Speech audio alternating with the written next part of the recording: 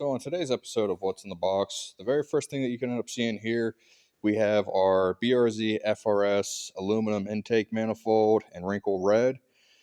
So, the benefits of this in comparison to the factory FA20 DIT manifold.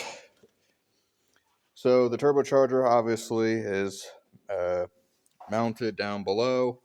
The inlet track comes up, goes through the front mount intercooler, snakes down, goes into this lower section of the intake plenum, directly goes up, hits this wall, and then is dispersed throughout the cylinders.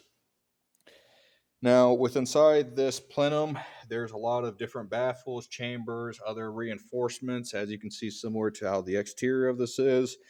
So it does impede a lot on flow. At least from other tests out there, people have done.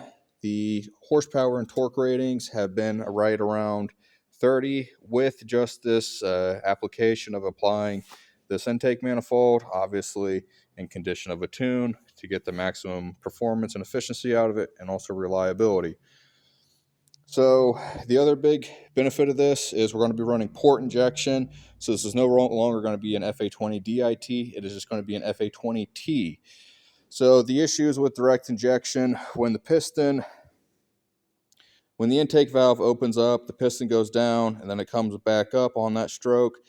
When it gets close to TDC, then the fuel injector will end up injecting and end up igniting the spark plug, causing the combustion cycle, and the piston drives back down. The downside with that is it causes low speed pre-detonation. There's a lot of carbon buildup on the combustion chamber, on the intake valves. And in addition, some people say it's a downside, but with port injection, when the fuel is atomized, it hits that valve, it cleans it up, it swirls down inside that combustion chamber, it lowers down those intake air temps, and then as well, it does cool down the combustion chamber itself and helps out significantly. Now, yes, there is a downside if the engine is getting too hot or if your intake temps are too high, then you can have pre or post detonation or other kind of issues residing within that matter. There's a bunch of different videos and a bunch of different articles and topics and everything. You can end up looking DIT versus port injection. Port injection is the way to go. The only benefits out of the DIT is you get a higher efficiency because less fuel is utilized, because technically when it hits that intake valve, a small trace is left inside the intake manifold and goes through the next combustion cycle, so it's less efficient. At least for Volkswagen, here in the US is the only place where they use the DIT. They do use them in some other countries that have stricter emission regulations. Something that I kind of mentioned to a lot of people. If you get a Ford Focus here, and let's say you go over to Europe or something, here they get 20, 21 miles to the gallon, give or take. Over there, they get a minimum of 40.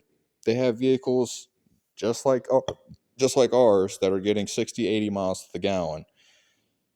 And all it really comes down to, you're asking, how is that the case? It's not anything crazy that they do.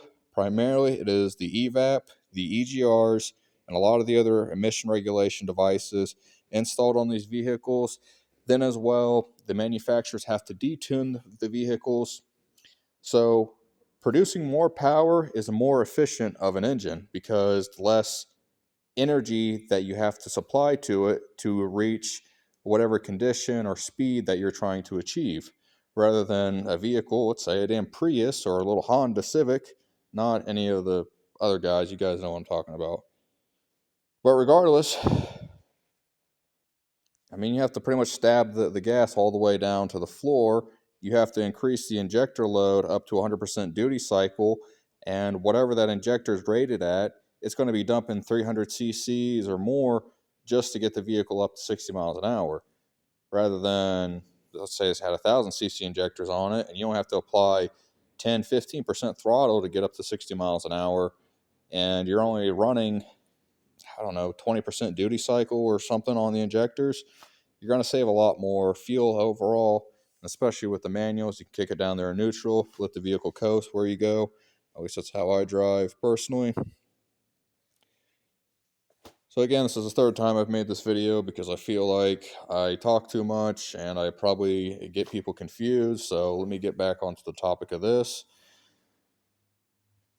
So he's also running a atmospheric bypass valve. I don't recommend that you run those unless you're running high boost applications. The reason being is because when you discharge all that manifold pressure to the atmosphere, you put the engine within vacuum, and the turbo has to spool all the way back up, so it's not able to maintain the speed that it was at, and it has to build pressure with inside all these piping and the intercooler again, just to be able to get the car to come online, to be able to produce power and kind of propel it down the road. Best analogy I can use, you got an air compressor, you release all the air at one point, then you got to wait for it to fill back up, versus where if you disperse it out in slow increments, or if you can recycle it through the system, you don't have that overall issue. So that's why I highly recommend stick with the recirculation bypass valve. If you're looking for all the noises and everything, get you a pod filter style intake for your turbocharger or your engine. You'll be able to hear it a lot more, and it'll still give you the same noises. And another thing is, you can obviously imagine how much sound deadening this plastic is going to have versus the aluminum, where it's going to reverberate. So people that like the sound of their car, and particularly Subarus, this thing is going to sound awesome. I'm super, super, super excited. And especially, I mean, it sounds good already, has a lot of good modifications on it. But after we're done with this, it's going to be a whole new animal. This isn't the only thing we're putting on. This isn't the only thing we're doing. We're also kind of in the talks right now if we are going to run sequential injection on this. For the fuel injectors, we're probably going to run an ECU master. So there's not any other plug and play adapters. I honestly really isn't many people putting standalones in these particular types of vehicles just due to some of the adaptive electronics. You ask, what do I mean by that? Well, obviously, when you're inside of it, you turn on the dash, you have, I think it displays your speed, your boost pressure, and some other variables up there. So integrating in between the CAN bus is where a lot of people kind of get held up. But the fact that we're going to retain the factory ECU, remove the signals coming from the engine, and we can resupply them as an auxiliary output to those sensors or to those wires or whatever the hell we're trying to send it to, and we can still retain it. So, and again, as I said in another video, I'm kind of 27, but I'm a lot older mentally and physically and everything else. But I don't know, like I'm kind of like, oh man, all this new technology, all this new stuff, these new 3D printers, man, they got me going in a whole new direction. And we also got some STI Brembos 4-pot, 2-pot. So those will also be going on here. Powder coat the wheels gold, powder coat the calipers red. And we're going to put some adjustable end links on this. And we're going to get that kind of set up a little bit better. So, and we're also going to swap out the engine oil cooler. Reason being, an air oil cooler has its benefits, and the water oil coolers has its benefits. This is a water cooler, so this is going to keep the oil at whatever the coolant temperature is sitting at. This particular vehicle is 181 degrees, so you can pretty much expect the temperature of that to be 181 degrees for a majority of the points. Unless you're getting on it and actually getting the oil hot, then it will increase till it's able to come back down. The benefits of running a air to cooler is throughout the lines and throughout the oil cooler itself, it will be able to cool down the engine oil and recirculate throughout the engine, which will cool down the internal components and can decrease thinning of the oil and other kind of wear properties associated with heat. It's kind of like if you have cooking oil or coconut oil, the more you heat it up, the more it thins out, and the more it kind of breaks down, loses its consistency, and it breaks down literally. So that's another thing that we're going to end up doing. I don't know. I've made a video about all this stuff. I would recommend just go back, watch that, because I'm probably repeating myself over and over. But I just wanted to show you guys that manifold and those calipers. I mean, that's freaking awesome. And yeah, if anyone wants to make a couple of dollars or they want to get their vehicle fixed or whatnot, I need to move all this stuff over to here, and I need to take this wood. At first, I was going to build an office, but I'm like, man, I'm only going to use this for 2-3 months out of the year, just to kind of keep people a little bit warm if they come and wait on their vehicle. So I'd prefer to turn this long pallet into either, I want your guys' opinion, either a workbench or turn it into a storage shelf. I prefer the storage shelf because I need it and I have tall ceilings in here, but I wouldn't mind a fair size kind of workbench.